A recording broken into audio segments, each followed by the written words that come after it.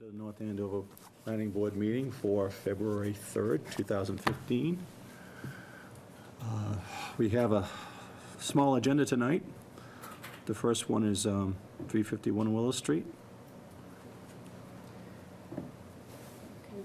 So, as you know, this has been continued. Last meeting, they requested a continuance while Lisa Eggleston was still completing her review. She has reviewed the response provided. She has signed off on the project. It satisfactorily meets all her comments. The project is construction of a approximately 11,000 square foot addition to the Bacon Joy facility on Willow Street South. Along with that, they are requesting a reduction in parking associated with that addition. They're also requesting an additional parking area be constructed. And at the last hearing, there was discussion related to a berm that runs along the back of the property, along the 125 abutting side. And John Moran is here, and he'll update you on what they've done to try to mitigate that berm and the removal of it. Were those the only concerns, the parking and then the people on the other side? The noise and the parking, yes. Yeah. So the reduction in parking, I think 240 was required, and they're proposing to reduce that number to, is it 140? Yes. 140. Good evening. For the record, my name is John Moran. I work for the Moran Cameron Group. We're here tonight representing Bacon Joy Muffin Realty Trust for their facility located at 351 Willow Street South. As mentioned, the meeting was continued. There were several questions raised regarding the parking and the berm out back. Plus, we had not had the review from Lisa Eggleston as of yet. In the interim, actually at that last hearing, we had just received her review comments. Since that time, we've revised the plans, minor changes, nothing substantial. Submitted revisions back to Lisa, revisions back to the board with our submittal. At this time, Lisa's reviewed everything, and I believe she's submitted an email stating that she's all set with our responses. We did make some minor modifications to the O&M plan and the construction plan during construction. One issue that came up was the berm out back, and the abutter, Mrs. Prochniak, who's located at 24 Kathleen Drive. Her address, well, what you see before you is actually the entire site. The purple is the limit of the perimeter of the property. Willow Street South is out on the front right of this plan, which is actually the northeast side of the property. Route 125 exists out in the back, and Mrs. Prochniak, a corner of her property is right here. Based on the aerial maps, her house is approximately 460 feet from the Bacon Joy addition to where her existing dwelling is. And back in the early 90s, when this addition was built, a man-made berm was constructed, and what's highlighted there is the actual top of the berm. And as we had discussed at the last hearing, the reason for that berm was because of the what was going on at the facility with the reefer trucks, the refrigeration trucks, and the noise generated from it. About the middle to the end of the 90s, that was eliminated, so really the need for the berm was eliminated with that use. However, at the last hearing, the board asked, well, is there anything else you can do to provide a buffer? So what you see here is, here's the original berm, still highlighted, so you can see where the existing berm was. That berm, the top of that berm is roughly around elevation 270 to 271. What does that mean? That's the height from the topographic mapping. Okay, how high is that from the person standing by? That berm was approximately 13 feet up above the pavement, the existing pavement. Okay. Portions of that berm, we don't need to remove the entire berm for the construction of the addition. We do need to remove a large portion for the construction of the parking lot out back. But with regards to the addition in the existing building, we're proposing to maintain portions of that berm. We do have to shave some of that berm down in order to build this. So what we are proposing is the installation of a stockade fence 6 feet high, where the top of that stockade fence would be at elevation 270 to 274. So it'll actually be at the same elevation or even higher in the location closest to where Mrs. Prochniak's property is, it'll be 4 feet higher than what the existing berm is. With regards to the existing, the proposed parking lot, we didn't continue, the fence continues along here and then stops right at the parking lot. We didn't propose to continue the fence because at night, with the second shift that comes in, once the office staff leaves at 5 o'clock, the sales staff leaves, the second shift that's there overnight is approximately 50 people. And those 50 people will most likely be utilizing the spaces out in the front of the building instead of the 44 spaces out in the back of the building. So the rear parking lot will get very little use at night, and that's why we didn't propose any buffer along that side. And again, her property is down in this location with her house being in the front portion of that lot. So we proposed the berm or the fence along the location that would impact Mr. Corin and Mrs. Prochniak's property. With regards to the proposed spacing, we discussed at the last meeting that based on the uses now proposed with the addition, the required spaces is 214 for the facility. We're requesting the reduction to by 35% as allowed by special permit to reduce it down to 140. And what I had stated at the last meeting is with everybody there, including the sales staff, there's 140 employees. So they do have one space. Actually, we're proposing 142 spaces, so we actually have an extra 2 spaces over above what the proposed parking would be for the number of employees. And they don't have, all the employees aren't at the facility at all the times. Again, second shift comes in around 3:30, 4 o'clock, and they're there the rest of the night. Everyone else is leaving around 4:30, 5 o'clock. So you have an overlap, but again, that's 140 people with 142 spaces. And usually the sales staff is out of the office most of the time anyway. Do you have figures or how many are on the first shift, how many are on the second? You said the second, but you didn't say how many people are on the first. I don't have numbers for how many people are on the first shift. Okay, well, you're asking for the max reduction in parking, so I think that's important to know how many people are on the first shift. Because you're saying the salespeople and the office people. You know, if it's 160, Right. that's going to be an issue. 35 is the max we ever do. Well, the total number of employees in the facility is 140. That's not one shift, so that's first and second shift. So based on extrapolating, I would say that there's 90 people on the first shift. Because in talking with my client several weeks ago, getting ready for this, we discussed that there was 50 people, max of 50 people on the second shift. Okay. So, in that same line, if you had to, for some reason, add parking, do you even have room on the site to add it? Oh yeah, we could continue further back. The rear lot line out by Andover bypass, we've got an additional 35 feet. So you've got double rows, you could add about 6 spaces, they're about 9 feet wide. So 6, 12, 18, 24 additional spaces if we had to. How about up toward the top of that sheet of paper? This direction? No, going, well, yeah, there and then over, Well, we do have stormwater management here, okay. so that would still. Now be go toward continued you a little bit. Over in this direction. Is that, This is all wetlands right here. oh, that's okay, okay. So we really can't push any closer that way. So really, any additional parking would just go further back into Andover. And then stormwater management, we just make the detention pond bigger. Does Bacon Joy own the building? Yes. Okay.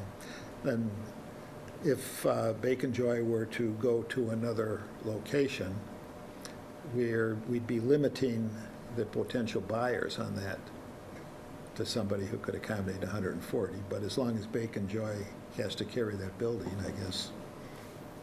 Right, and Doesn't whoever, concern me. anyone that would be coming in to, if they someday sold the building, anybody coming in would know that they'd be limited to 140 spaces. Yeah. that actually need, if it was a change of use, they may not be, you know, True. they may not, you know. Yeah. So, And what's the addition being used again for? It's dry storage. how many parking spaces have you lost with the storm or snow storage in the last couple days? Actually, I was talking to them this morning about that, and you had brought up a question about the snow plowing Plowing, along the yeah. side. We evaluated that further. You had questioned what was The nitrogen? what was in the shed, too. Mm-hmm. The shed is, there's a water chilling machine and a water heater. Okay, so both- it's not a shed, it's a utility It's closet? it's really like a Okay. utility closet, but It's the a big- only access is from the outside. Mhm. So what they do to access it, as shown on the plan, there is a paved section that runs right along those concrete pads. Mm-hmm. That's actually, at the very end of that pavement is where the filler is for the nitrogen tank. So that section of pavement's either, depending on how much snow, it's either plowed with a pickup truck, not the plows that they use to do the driveway, or they have a snow blower on site that they use to do that. They use the snow blower to clear for the shed, access to the shed. They use the snow blower to clear along the backside of the building as well.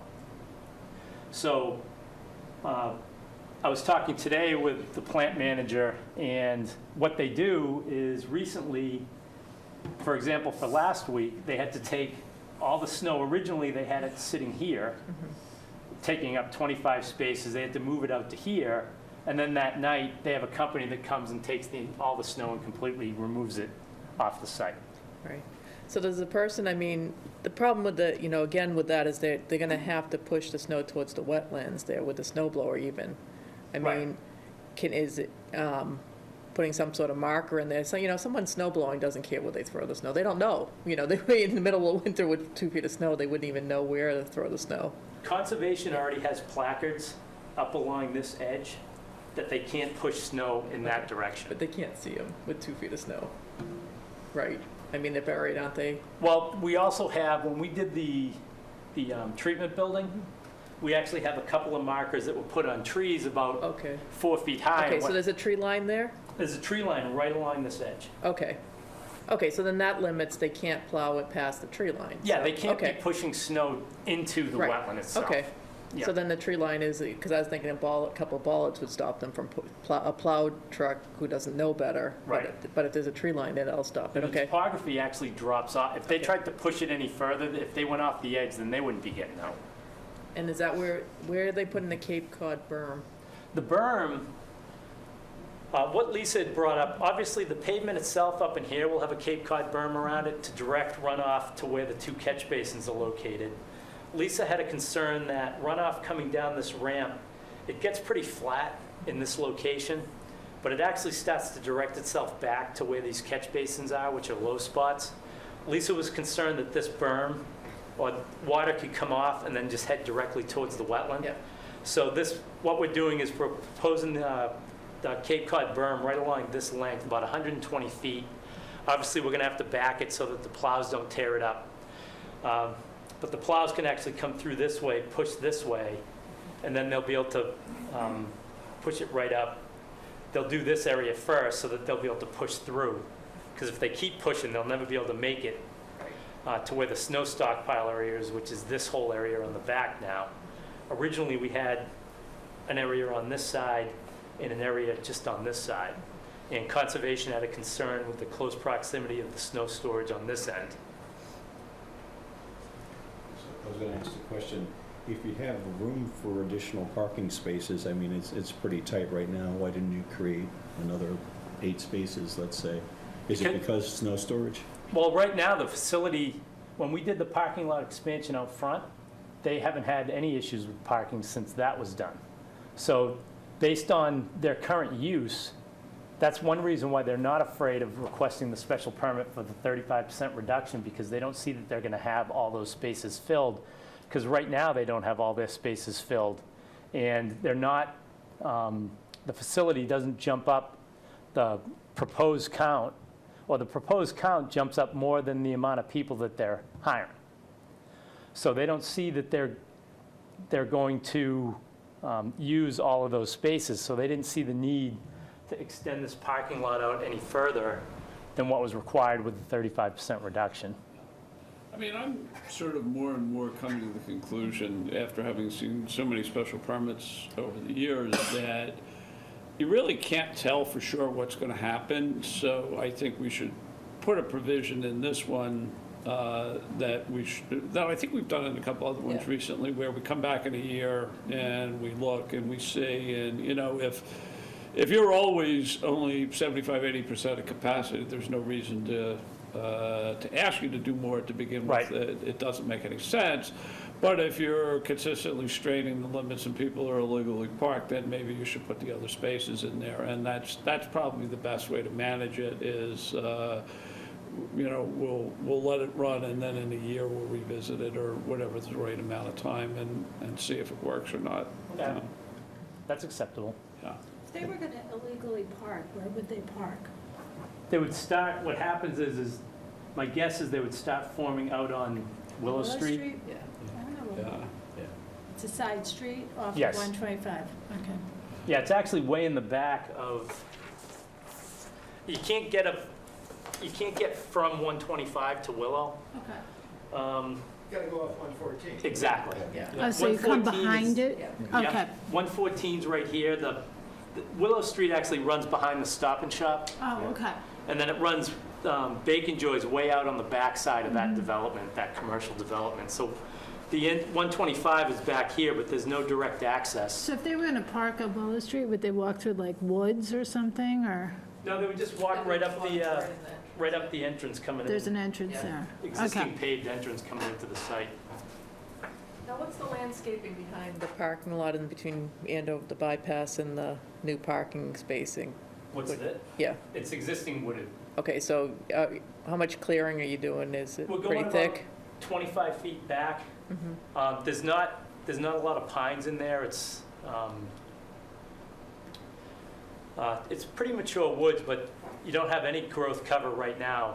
In the winter, they all drop their leaves. But we're looking at about a 25-foot section back for the snow storage, and then it's still mature forest behind that. Okay, so then that's gonna, what's the elevation? Is there a different, my concern is people coming in at night who do use those parking, is their headlights shining onto 125 and people thinking a car is coming at them from the side with his, if you know, if you're saying you're not putting the fence up there, when they're Right. driving straight in, you know, is it gonna give people the impression there's a car coming from the side where there's no road, even if it's really thin? Well, based on the existing cover that's on here and on the shoulder of Andover bypass, I don't think somebody's going to think somebody's coming out of a side road, because there is no, it's wooded. Well, I know, but if you all suddenly see headlights coming at you. But the then you're saying- headlights, they would be turning in from here, Yeah, so it would be perpendicular to the bypass, so you wouldn't see, it wouldn't look like someone's coming at you. no, it'd be T-boning you, coming to your side. That's why you wouldn't notice. You'd be more concerned because it's peripheral.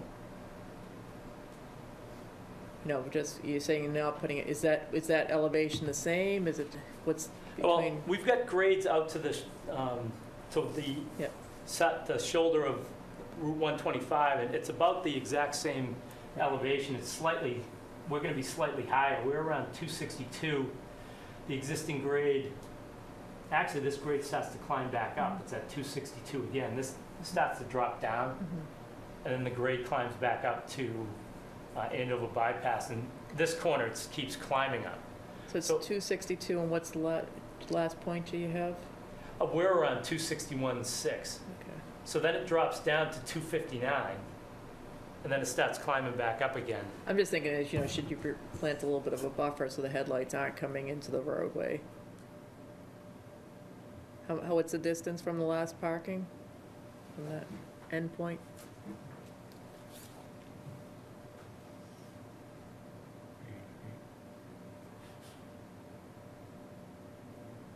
About 70 feet.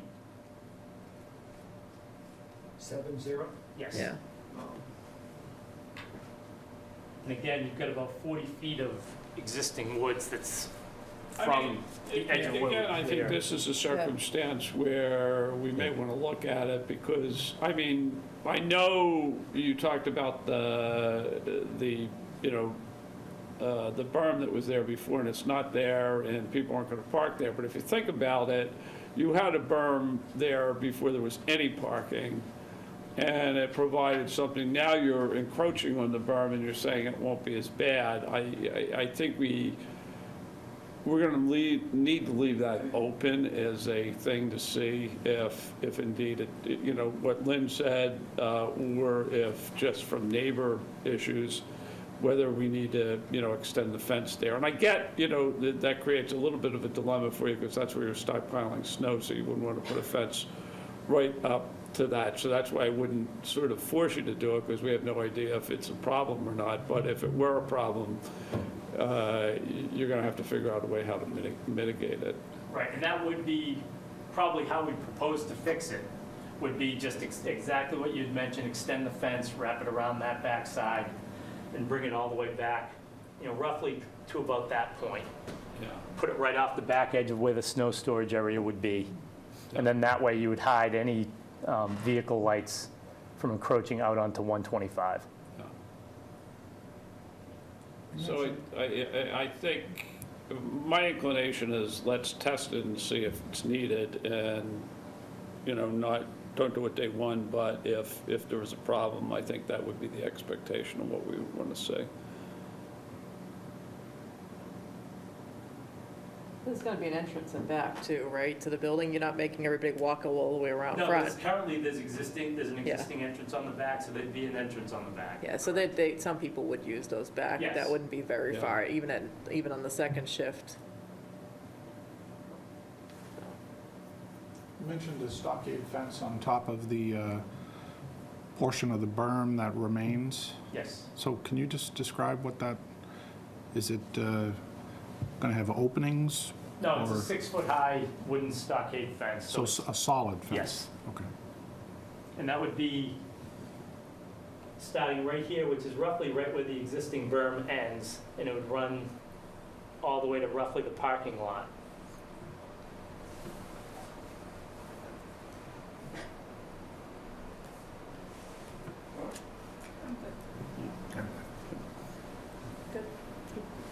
So do we have anything else we need to? I talked to Jennifer Hughes. They anticipate closing this at their next meeting. So their previous meeting was canceled due to lack of quorum. So I think they've progressed through conservation's concerns, and they should close at the next one. So we'll do the same, we'll keep it open, but let's Draft a prepare to decision. have a decision Yep. next time. Okay.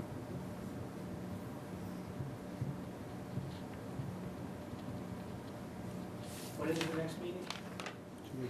2 weeks. February 17th. When we have 8 feet of snow outside. Yeah. Well, we set a record, right? Most snow in 7 days? We could say this is a 100-year snowstorm, Yeah. 100-year event. Yeah. Well, it really isn't though, because you had 78. Well, 78 was nothing compared to this. I remember it very well. We had 2 weeks apart, too. Yeah. We only had about 39 inches of snow, so. Now, I may have a conflict on the 17th. If we close with conservation, do you need us at the next one? It sounds like that you're all set and you'll just close and issue at the next meeting. You're holding I it don't think open. you need to be here. If there's anything that's open, just check with Gene to Okay. make sure if we need answers to any questions, If there's anything that's still open on the, from our consultant, I don't know if there is, but. No, if- she's all Yeah, set. okay, well then So I really, you're don't holding think- it open yeah, and just waiting for conservation. Yeah, Okay.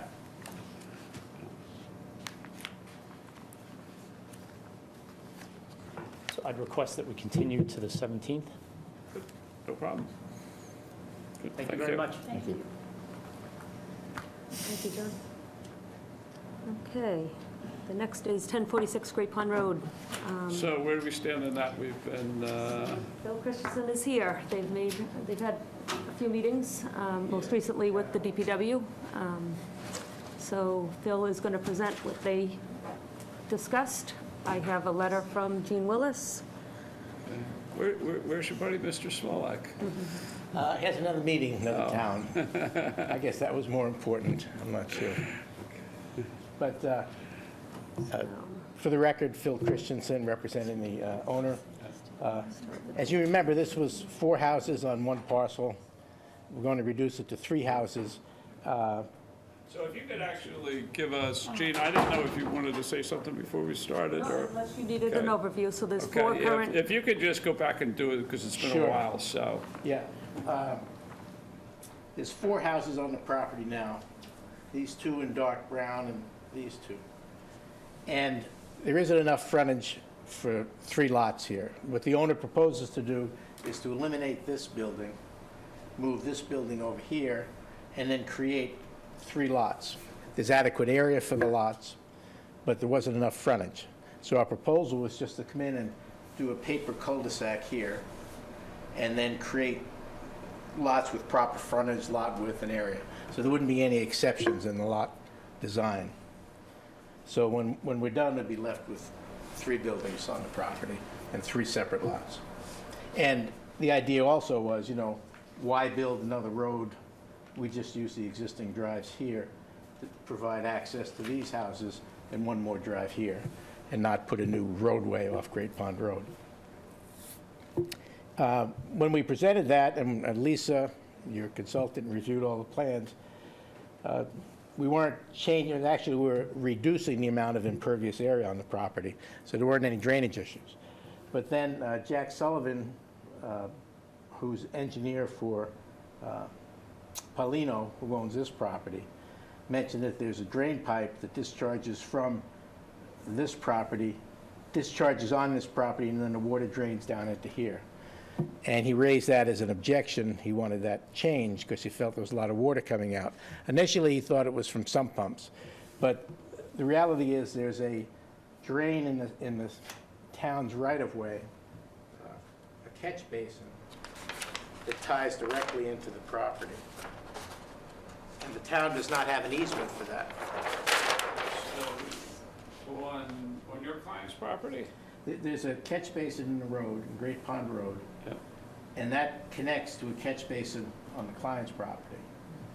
And he has internal drainage here, it all comes together at this point, and that drains down in this direction towards Paulino's property. Originally, if you look back at USGS maps from 50 years ago, this was a big swale running down through here. And I think the street drainage, whatever there was, just ran down here. The drainage from the property all ran in this direction. Over the years, what they did was they filled this in. No one knows when this connection was made.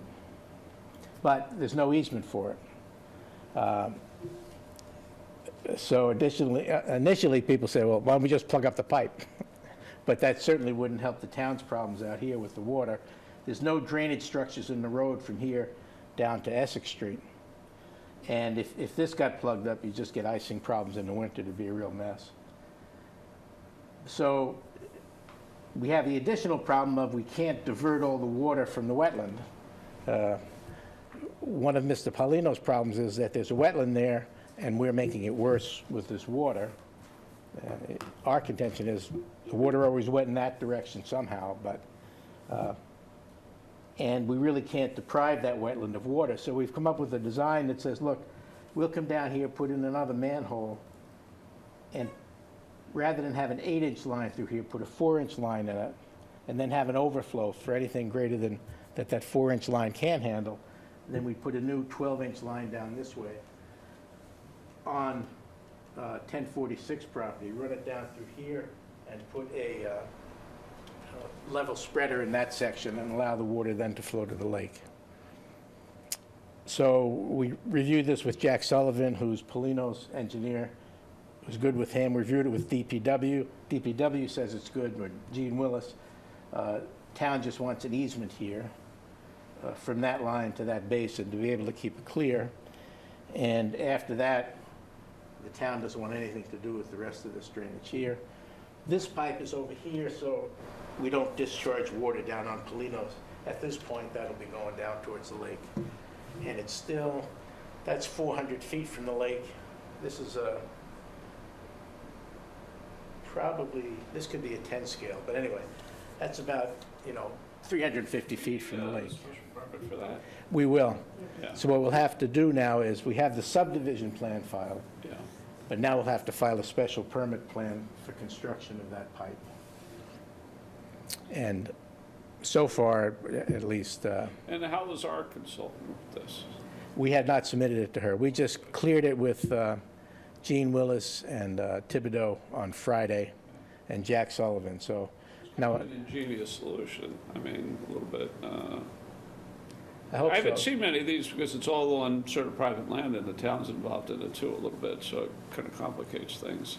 It does, and, initially, the town thought, it had a right to this, prescriptive rights, but it's registered land, so you can't get prescriptive rights on registered property. So, adverse possession doesn't hold true on, and there's no record at all of an easement here. Did So, the town even put it in? Because I know the stone wall went up, and that's when they thought it went in. I mean, just out of no one knows, curiosity. though. I mean, No one, I said, well, because if I Buddy was a Sear probably, homeowner and I wanted to put up a stone wall. Board out Yeah. and, I said, Yeah. no, it was too neat a job for Buddy to have put 'Cause- in, so. Gene's argument is the homeowner put it in. It may have, if they put in That would be that what I center would catch sense basin, and they was, wanted to yeah. put the stone wall up, they may have tried to do it so it didn't get undercut. Yeah, I don't know, but anyway, it's part of the town drainage system. So at least this way, you'd have an easement to be able to maintain it. Well, the town couldn't have put it in without the homeowner's consent, because you can't dig Yeah, up their front lawn, put Probably the pipe was. in, so, Probably was. yeah.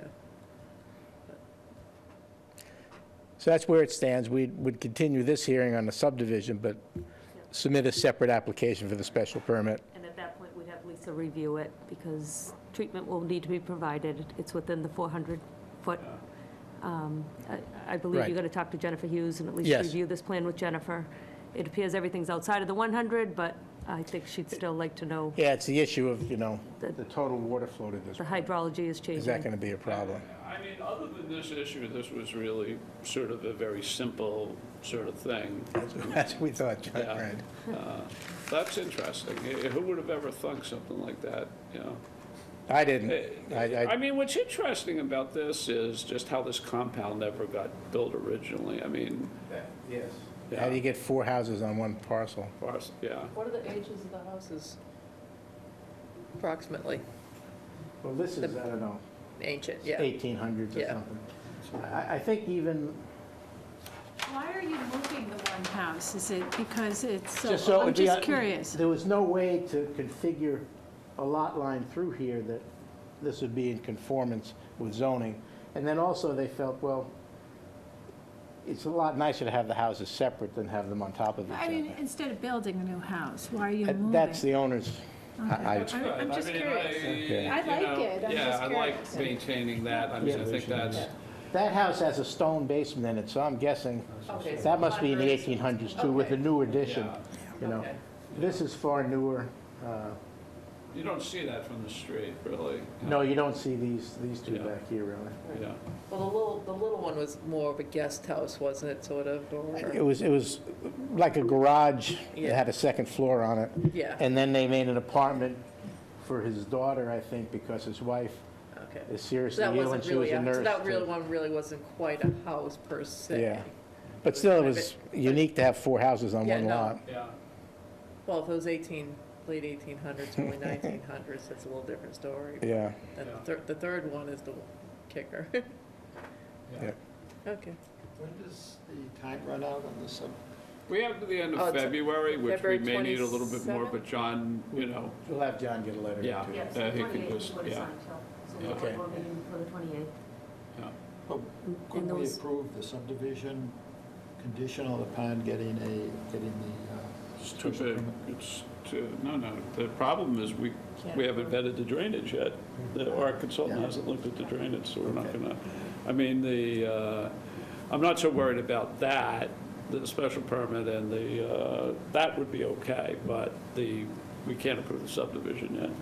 Okay. I'm just concerned about the the run-out time on the subdivision. Well, you just get an extension, that's all. Yeah. Well, either get an extension or we have to deny it, one or the Yeah. other. Yeah. That's the two options. Yeah. Barnstable anticipates filing the watershed on Thursday, so it's an attempt to get it heard on the 17th. Yeah.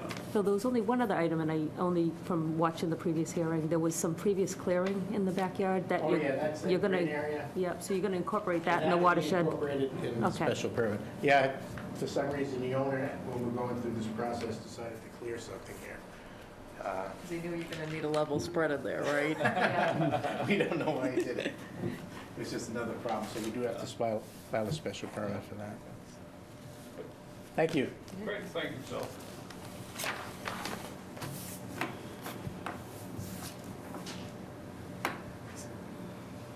Is that painless? That's it. We have two folks patiently waiting in the back. I hope you weren't waiting for something that we don't have on our agenda tonight. Okay, good. It was a kind of a boring meeting tonight, so we didn't really have too much, so. As compared to all the others. No, I'm doing pretty good, half-hour meetings. Yeah, I know. We usually go a little bit longer than this, so. Is there anything else, Gene, we need to know? Just the minutes. Okay, That's it. good, okay. Is Read Par- them, right, John? No, sorry. I'll I make a, read mo- them, I didn't see anything wrong with it. I'll make a motion to approve the January 20th, 2015 meeting minutes. Second. All in favor? Aye. Aye. I didn't. And a motion to adjourn. So move, we adjourn. Second. All in favor? Aye. Aye.